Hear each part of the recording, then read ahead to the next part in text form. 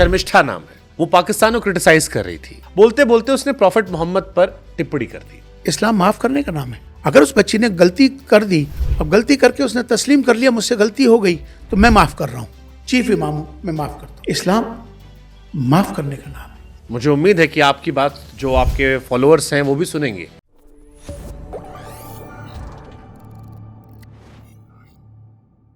शर्मिष्ठा नाम है, वो पाकिस्तान को क्रिटिसाइज कर रही थी। उसका वीडियो सोशल मीडिया पर आया, उसकी भाषा मुझे बिल्कुल पसंद नहीं थी, गाली गलौज कर रही थी। मैंने उसका विरोध किया। उसकी भाषा से मुझे एतराज़ है, उसके लफ्ज़ों से एतराज़ है। पाकिस्तान को वो विरोध करती जा रही थी। हो सकता है सोशल मीडिया पर फॉलोअर के लिए विरोध कर रही हो, मुझे उसके इंटेंशंस भी नहीं पता। फिर बोलते बोलते कुछ लोगों ने उसके और उसमें आग में घी डालने का काम किया कि और बोलो, जितनी गंदी भाषा बोल सकते बोलो। बोलते बोलते उसने प्रॉफिट मोहम्मद पर टिप्पणी कर दी। वो टिप्पणी जो स्वीकार्य नहीं थी, जिसका विरोध हुआ। फिर उसने माफ़ी मांगी, सोशल मीडिया से वीडियो डिलीट किया, और वो सिर्फ अभी 20-22 साल की लड़की है, माफ़ी मांग चुकी है। उसने कहा कि मेरे इंटेंशन पाकिस्तान को सुनाने के थे, गालियां उनको देने के थे। बोलते बोलते बात एक निकली जिसके लिए मैं एतराज़ करती हूँ। हिंदुस्तान में मुसलमानों को या प्रॉफिट मोहम्मद को बोलने का मेरा मन नहीं था। उसके बाद से सोशल मीडिया पर पूरा एक नैरेटिव चल रहा है, उसकी अश्लील फ़ोटोज़, उसकी फ़ोटोज़ को नंगा करके, कपड़े उतार के, उसके लिए हर तरह के शब्दों का इस्तेमाल करके। फिर वो एक नारा जो नुपुर शर्मा के दौर में लगा था, गुस्ताखे नबी की एक ही सज़ा, सर कलम करने की बात। और अब ममता बनर्जी की सरकार ने, उनकी पुलिस ने 1500 किलोमीटर का सफ़र करके उसे दिल्ली से गिरफ्तार कर लिया, गुड़गांव से गिरफ्तार कर लिया। अब एक सवाल मेरे मन में आ रहा है, जो मैंने आपसे पिछला सवाल पूछा था कि क्या इस्लाम माफ़ी पीस है या फिर कट्टर धर्म है? आपने कहा पीस, माफ करने का। शर्मिष्ठा को माफ करना चाहिए था माफी मांगने के बाद उस 22 साल की 20 साल की लड़की को, या फिर सजा देनी चाहिए थी? मैं आपको एक वाकया सुनाता हूँ मोहम्मद साहब सल्लल्लाहु अलैहि वसल्लम का।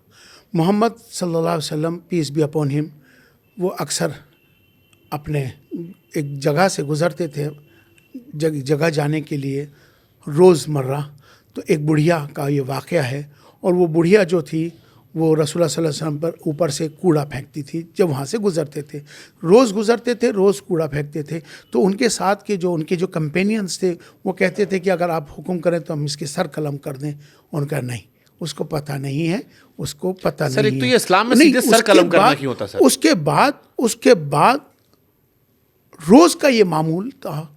लेकिन एक दिन जब वो कूड़ा फेंकते, जब जा रहे थे, रसूलुल्लाह सल्लल्लाहु अलैहि वसल्लम गुज़र रहे थे, तो उनके ऊपर कूड़ा जब नहीं फेंका गया तो उन्होंने पूछा कि बुढ़िया कहाँ है, जो अम्मा कहाँ हैं जो हम पर कूड़ा फेंकती थी? तो कहने लगे वो बीमार है। तो आपका किरदार मैं बताना चाहता हूँ कि रसूलुल्लाह सल्लल्लाहु अलैहि वसल्लम आप उसके घर गए और उसकी तीमारदारी, मतलब उनकी तबीयत पूछी, उनसे कहा कि मैं तुम्हें देखने आया हूँ, मुझे आज पता चला कि आपकी तबीयत ठीक नहीं है। तो इस्लाम दया का, अब देखिए कितनी खूबसूरत बात है आपने कही। जो रसूलुल्लाह सल्लल्लाहु अलैहि वसल्लम ने तो उनको जाके उनकी तीमारदारी की, और उसने कहा कि मुझे नहीं मालूम था। उसने अपनी गलती का एहसास किया। वो बहुत उस बात से उनको शर्म महसूस हुई कि मैं रोज़ इन पे कूड़ा फेंकती थी, ये आज मेरी तबीयत के पूछने के लिए आए हैं। तो मकसद कहने का ये है कि ये किरदार है रसूलुल्लाह सल्लल्लाहु अलैहि वसल्लम का। अगर उस लड़की ने रसूलुल्लाह सल्लल्लाहु अलैहि वसल्लम पे अगर कुछ कह भी दिया था, और कहने के बाद अगर उस लड़की ने माफ़ी मांग भी ली थी, तो मुझे लगता है कि माफ़ करना चाहिए, क्योंकि उसने अपने आप को ये जाहिर भी तो किया कि मुझसे गलती से निकल गया। तो माफ़ी जो है वो सबसे ज़्यादा बड़ी इबादत है, और माफ़ करने वाला बड़ा ही होता है। मेरे मन में अब हमें माफ़ कर दिया, अगर उससे गलती हो गई, उसने तस्लीम कर लिया, तो माफ़ी। अब मेरे मन में यही सवाल आता है, आपने प्रॉफिट मोहम्मद साहब का जिक्र किया, आपने किस्सा सुनाया हमें कि एक कूड़ा डालती थी महिला। अब उस कूड़ा डालने वाले दौर से लेकर आज के दौर में मैं प्रॉफिट मोहम्मद साहब को जब उनकी बातों को सुनता हूँ तो मुझे पीस, ह्यूमैनिटी की बातें समझ में आती हैं। मुझे लगता है कि वो भी इंसानियत के मुखर थे, माफ़ी देने के हकदार थे, और चाहते थे कि लोग खुश रहें, सबका भला हो, सबका खुशी चलता रहे। वो इसीलिए आए थे। लेकिन रहमत, उनका लक़ब ही है रहमतुल लिल आलमीन, पूरी रहमत बन कर आए थे पूरी कायनात की। तो उनके जो मानने वाले वो गला काटने कहे तुले रहते, तब भी गला काटने तुले थे, आज भी गला काटने तुले। गुमराह लोग हैं वो। अगर इस्लाम के मानने वाले, मोहम्मद सल्लल्लाहु अलैहि वसल्लम की पैरवी करने वाले अगर लोग होते तो ये ऐसे हो ही नहीं सकते थे। ऐसा हो ही नहीं सकता। तो वो जो 22 साल की लड़की गला काटने की बात कर रहे हैं वो इस्लामिक लोग हैं? यकीनन नहीं करना चाहिए। जब उसने माफ़ी मांग ली और माफ़ कर दिया गया है तो फिर मुझे लगता है कि अब उसको इस पर ज़्यादा एक नहीं क्वेश्चन करना सर और चाहिए। आता अगर है मुसलमानों जी। को ज़्यादा चाहिए कि अगर उस बच्ची को, अगर उसको जो रसूलुल्लाह सल्लल्लाहु अलैहि वसल्लम मोहम्मद साहब की जो जीवनी है उसको बच्ची को किताब पेश कर दी जाए, बच्ची को कहा जाए कि देखो अगर आपने उनके बारे में ऐसा बोला भी है तो ये बच्ची आप इसको पढ़िए उनके जीवन को और उसके बाद फिर आप तय करिए। तो हमारा किरदार उसको बताने के लिए होना चाहिए, माफ़ करने के लिए होना चाहिए, सर कलम करने के लिए। मुझे लगता है सर आप लोगों को भी जिम्मेदारी लेनी चाहिए। आप लोग के बंगाल में काफ़ी लोग हैं यकीनन। और एक 20-22 साल की लड़की को उठा के बंगाल की जेल में डाल दिया गया। उसके हालांकि उसके वकील साहब जो है वो खुद मुसलमान हैं। जी, जी। मुझे इस बारे में जब पता लगा वो उसका केस लड़ रहे हैं जी। और मुझे लगता है इस्लाम का ये भी एक चेहरा है जो लोगों को देखना चाहिए। नहीं, वही हम बताना चाह रहे हैं कि बहुत सारी चीज़ें ऐसी इस समय हो रही हैं कि जो हमें करनी चाहिए। मिसाल के तौर पर अब ये बच्ची का वाक़या हुआ, अब इस बच्ची के वाक़े में हमें अपना किरदार पेश करना चाहिए। किरदार ये कि एक वकील है जो मुसलमान है, जो उसका केस लड़ रहा है, ये किरदार है। और ये किरदार है कि हम उसे माफ़ करें। उसके साथ जब उससे गलती हो गई, उसने माफ़ी मांग ली, इसको ख़त्म कर देना नहीं तो मुझे लगता है इमाम साहब इसकी एक पहल आप करेंगे तो शायद और सद्भावना जाएगी। अगर आप उसको लेकर बंगाल के इमामों से कहते हैं, आप लोग इनिशिएटिव लेते हैं, क्योंकि जो मोटा मोटा परसेप्शन आया वो ये है कि एक वोट बैंक को खुश करने के लिए पॉलिटिकल मूव ले लिया गया। नहीं, आमतौर पर क्या हो रहा अगर है आप लोग इनिशिएटिव लेंगे और एक 22 साल की बच्ची को सामने लाकर आप कहेंगे कि ठीक है हमने माफ किया और इसको एक मैसेज आए, उसकी बड़ी लंबी जिंदगी हम है। आज आपके पॉडकास्ट से हम उनको माफ़ करते हैं। इस्लाम माफ़ करने का नाम है। अगर उस बच्ची ने गलती कर दी, अब गलती करके उसने तस्लीम कर लिया मुझसे गलती हो गई तो मैं माफ़ कर रहा हूँ, चीफ इमाम हूँ, मैं माफ़ करता हूँ उसको। इस्लाम माफ़ करने का नाम है। मुझे उम्मीद है कि आपकी बात जो आपके फॉलोअर्स हैं वो भी सुनेंगे।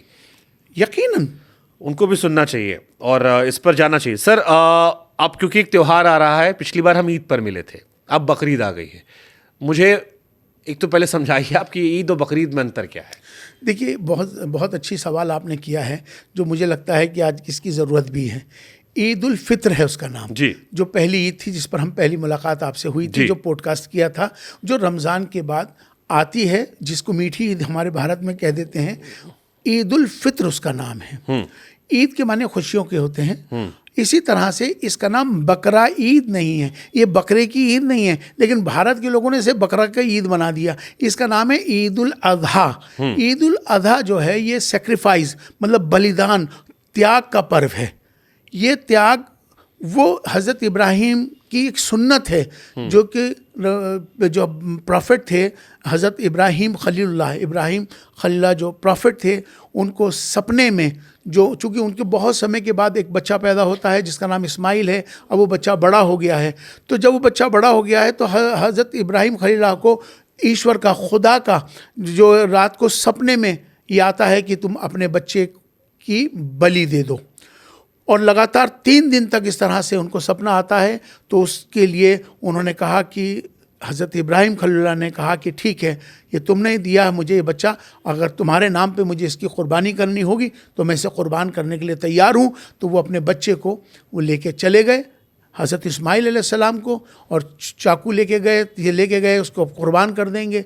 लेकिन वो एक जिस तरह से वो लेके गए और उसके बाद जब वो उस पर छुरी चलाने लगे बच्चे के ऊपर, तो वहाँ पर ईश्वर ने कहा कि तुम्हारी ये जो बलिदान है, जो तुम्हारा त्याग है, जो तुम्हारी तपस्या है, जो ये हमने कबूल करी। तो वो बच्चे की जगह एक मेढा आ गया जिसको ज़िबा किया गया। तो एक परंपरा है, इसे सुन्नत इब्राहीम कहते हैं। इस पर्व को, इस त्यौहार को, जिसका नाम ईद उल अज़हा है, ये समर्पण है, ये त्याग है ईश्वर के लिए, जिसमें हम अपने आप को ये कुर्बानी करते हैं। लेकिन इस बात पर आज मैं आपके इस पॉडकास्ट से एक बात बता देना चाहता हूँ, और बताना ये चाहता हूँ कि लोगों को इस सही मायने में कुर्बानी का मालूम नहीं है। आज जिस तरह की कुर्बानी की जा रही है, कुर्बानी देना ये आपका अपना ज़ाती मामला है। इसमें आप कुर्बानी कर रहे हैं, ईश्वर के नाम पे कर रहे हैं, ईश्वर को राज़ी करने के लिए कर रहे हैं, करिए, लेकिन दूसरों को तकलीफ़ दे के आप नहीं कर सकते। अगर आपका पड़ोसी हिंदू है, अभी मैं बेंगलोर गया था, 4 दिन मैं बेंगलोर में था, तो वहाँ जिनके मैं गया था जयनगर के अंदर, वो बहुत पॉश इलाका है, उनके घर मेरे जिनके अजीज़ के घर, तो वो मुसलमान हैं। तो उन्होंने कहा कि जी हमने बकरे आने वाले हैं और हम यहाँ बकरे लाएंगे, फिर हम इसकी कुर्बानियाँ करेंगे। तो मैंने कहा यहाँ मुसलमान कितने हैं? उसने कहा एक भी नहीं है, एक पड़ोसी उसका शर्मा जी हैं, एक पड़ोसी जैन साहब हैं।